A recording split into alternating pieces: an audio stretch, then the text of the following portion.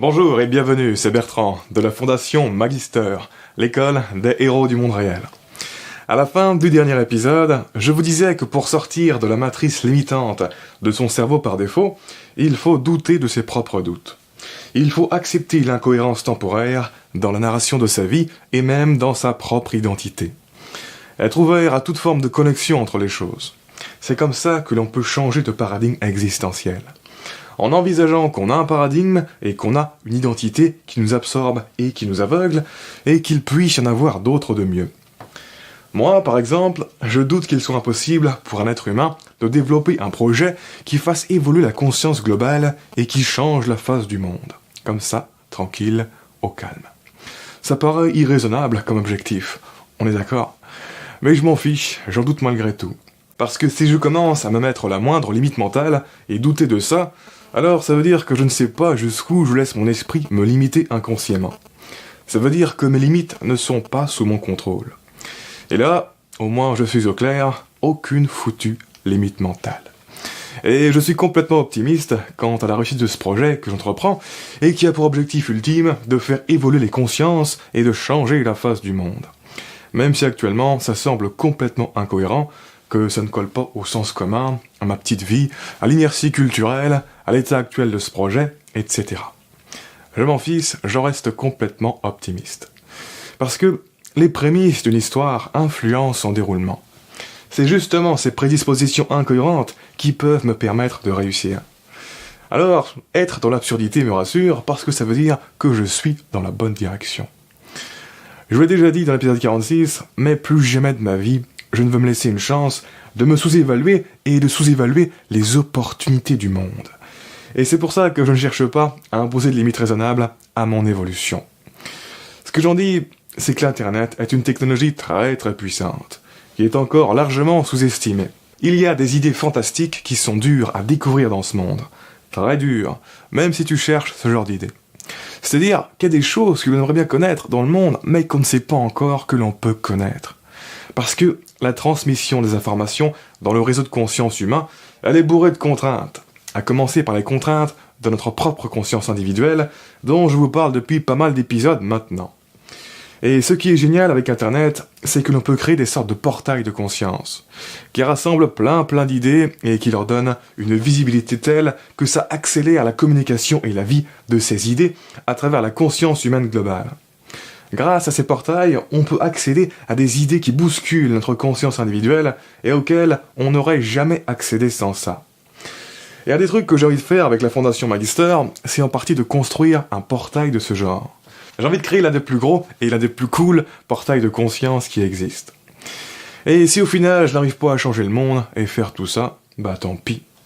On s'en fout de ne pas arriver au résultat, ce qui compte, c'est que quand on est optimiste, on agit, on tente des choses, on vit, on se développe un max, on s'épanouit. Alors que quand on est pessimiste, on n'agit pas, on ne tente rien, on meurt à petit feu de l'intérieur. Encore une fois, c'est une question de prédisposition.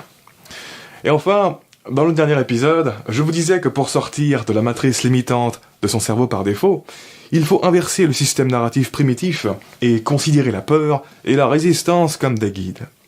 Et donc, en ce qui me concerne, la peur et la résistance, je les embrasse goulûment. Je suis marié avec elles depuis le temps. Un défi, il est trop grand pour toi uniquement si tu n'arrives pas à le mettre à ta portée dans ta tête, si tu ne te le permets pas. Encore une fois, pour monter un escalier, il faut mettre le pied sur la première marche. Plus ça va, plus je trouve ça dingue à quel point on n'est pas vraiment dissociable de ce que l'on pratique régulièrement. Plus je trouve ça dingue à quel point on peut tout apprendre si on n'a pas de barrière identitaire, narrative et émotionnelle et qu'on s'immerge complètement dans un nouveau domaine. Le truc qui empêche la plupart des gens d'avoir des chances de réaliser de grands objectifs, c'est ça. C'est cette incapacité idéologique et émotionnelle, et somme toute primitive, à sortir de leur capsule de conscience. Cette incapacité à se permettre certaines choses vis-à-vis de leur identité, à savoir vis-à-vis de l'idéologie qu'ils ont construit d'eux-mêmes, et avec laquelle ils essaient toujours de rester en accord. Beaucoup de personnes n'envisagent même pas de songer à se fixer certains objectifs. Rien que d'y penser, ça déclenche plein d'émotions, du rire, de la peur, du vertige, du malaise, du doute, etc. Qui sont des émotions de défense pour se rétracter dans sa capsule identitaire. et se dire « ce n'est pas pour moi ». Pourtant, la clé pour réussir de grands objectifs, c'est d'être à l'aise avec eux, de ne pas se laisser impressionner du tout, de se dire « et pourquoi pas moi ?» De ne pas mettre de distance mentale entre nous et ces grands objectifs, de ne pas les mettre sur un piédestal inaccessible.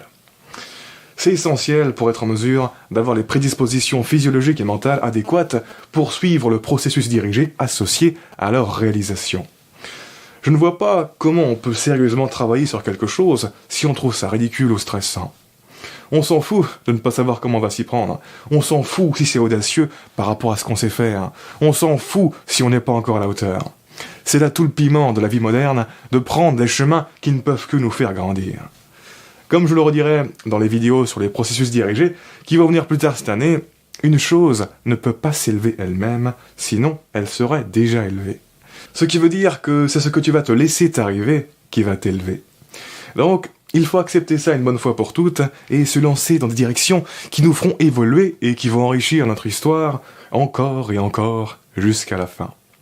Et tant pis si ça génère des émotions négatives, il ne faut juste pas s'identifier avec et juste se dire que c'est comme ça que notre organisme réagit à la sortie de notre zone de confort. C'est tout.